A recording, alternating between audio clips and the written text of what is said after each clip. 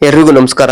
ನಾ ತೋರಿಸಿರುವಂತ ಜಾಗ ಕರ್ನಾಟಕ ರಾಜ್ಯದ ಶಿವಮೊಗ್ಗ ಜಿಲ್ಲೆಯ ಸಾಗರ ತಾಲೂಕಿನ ಸಾಗರ ಪಟ್ಟಣ ಪ್ರದೇಶದಲ್ಲಿರುವಂತ ಜಾಗ.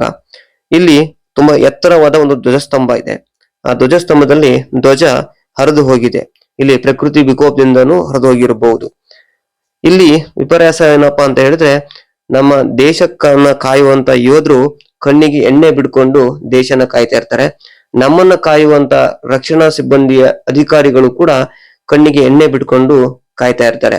ಇಲ್ಲಿ ಸ್ಥಳೀಯವಾಗಿ ಇದನ್ನೆಲ್ಲ ಒಂದು ವ್ಯವಸ್ಥೆಯನ್ನು ನೋಡ್ಕೊಳ್ಳುವಂತ ಅಧಿಕಾರಿಗಳು ಮಾತ್ರ ಕಣ್ತುಂಬ ನಿದ್ರೆ ಮಾಡ್ತಿದ್ದಾರೆ ಅನ್ನೋದು 100ಕ್ಕೆ 100 ಇಲ್ಲಿ ಗೊತ್ತಾಗ್ತಿರುವಂತ ವಿಚಾರ. ಒಂದು ಧ್ವಜಕ್ಕೆ ಅವಮಾನ ಆದ್ರೆ ಅದು ದೇಶಕ್ಕೂ ಅವಮಾನ ಆದ ಹಾಗೆ, ಮತ್ತೆ ದೊಡ್ಡ ಅಪರಾಧ ಕೂಡ ಅನ್ನೋದು ಎಲ್ರಿಗೂ ಕೂಡ ಗೊತ್ತಿರುವಂತ ಒಂದು ವಿಷಯನೇ. ಇದನ್ನ ನೋಡ್ತಾ ಇದ್ರೆ ನಿಜವಾಗ್ಲೂ ಮೈಯೆಲ್ಲ ರಕ್ತ ಎಲ್ಲ ಕುದೀತಾ ಇದೆ.